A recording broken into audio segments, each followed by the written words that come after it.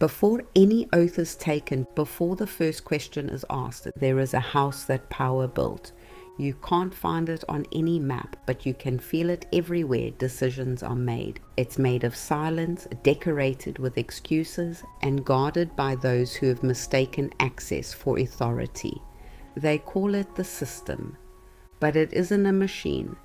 It's a mansion built brick by brick from human choices. Each lie a wall, each compromise a corridor.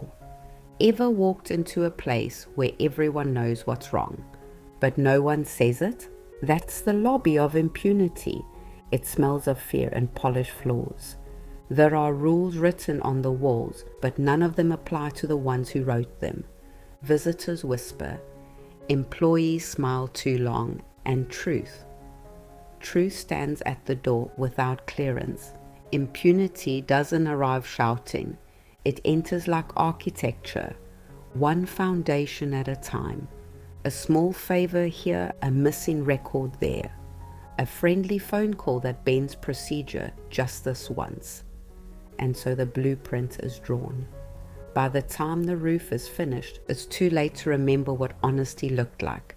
Every structure needs pillars. Impunity has three: fear, loyalty, and convenience. Fear is the cement. It keeps everyone in place. Loyalty is the paint. It hides the cracks. And convenience, that's the furniture. Comfortable enough to make people forget. They're sitting in a house that doesn't belong to them.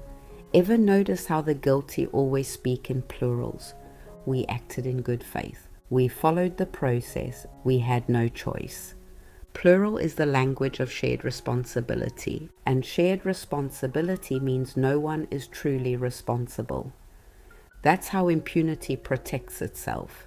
It dissolves guilt in a crowd. In this house, the hallways echo with justification. Words lose their meaning. Misconduct becomes miscommunication. Theft becomes allocation. Interference becomes oversight. Language is the insulation that keeps conscience from hearing itself. The architecture of impunity isn't built overnight. It grows slowly, camouflaged as progress.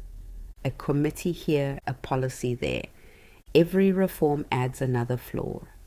The building keeps expanding until even its builders get lost inside it. That's when a system becomes self-sustaining, when it no longer needs villains, only caretakers. Have you ever watched a person defend what they once condemned? That's the moment capture becomes residence. They tell themselves they're protecting stability, but what they're really protecting is the comfort of remaining inside the walls. Because stepping out means seeing the whole structure for what it is, a cathedral of denial. Every room in this house serves a purpose. There's the office of selective memory, where reports are rewritten until guilt sounds like oversight. The corridor of conditional justice, where rules bend depending on who's asking. The conference room of convenience, where conscience is postponed until after lunch. And deep in the basement, there's the archive of evidence, sealed and forgotten, so no one remembers how the house was paid for. If you listen closely, you can hear the structure breathing. Air vents hum with excuses. Light flickers with nervous energy. And in every echo, you'll hear a faint mantra.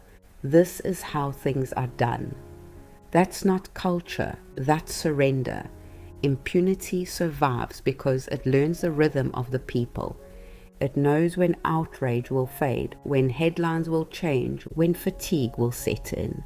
It waits until the nation exhales, then rebuilds what little truth was torn down.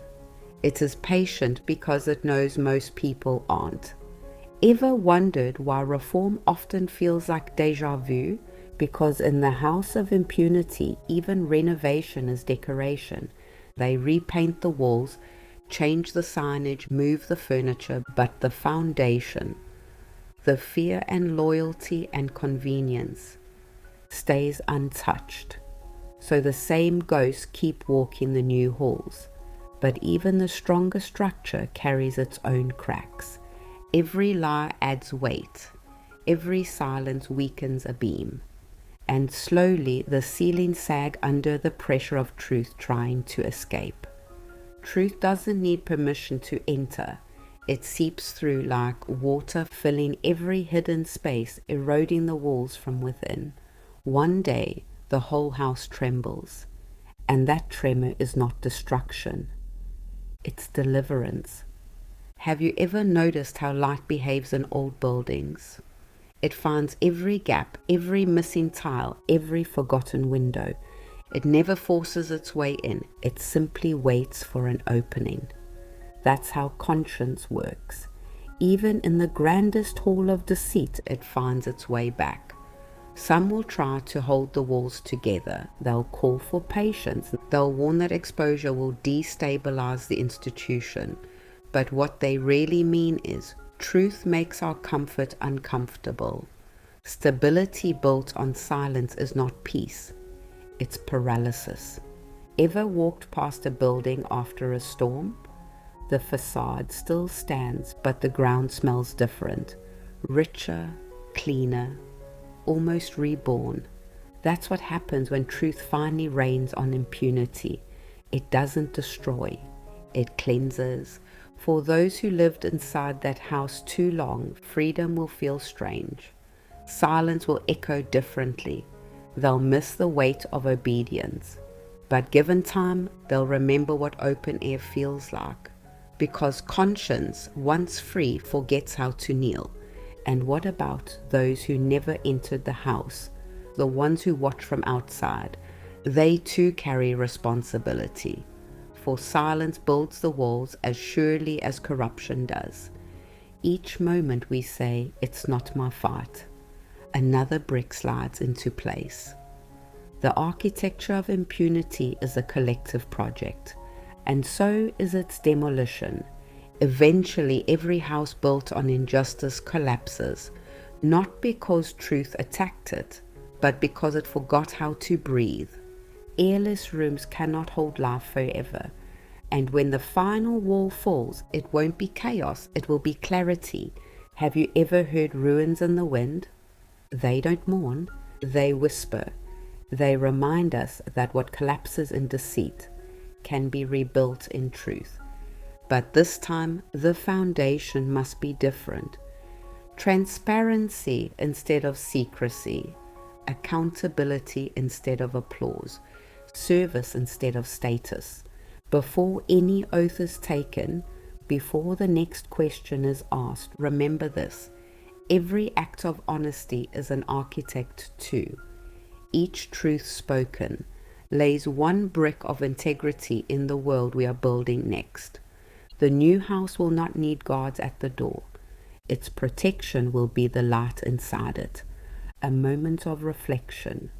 When the walls of impunity finally fall, what remains is not rubble. It is room. Room for truth, for trust, for nations to breathe again.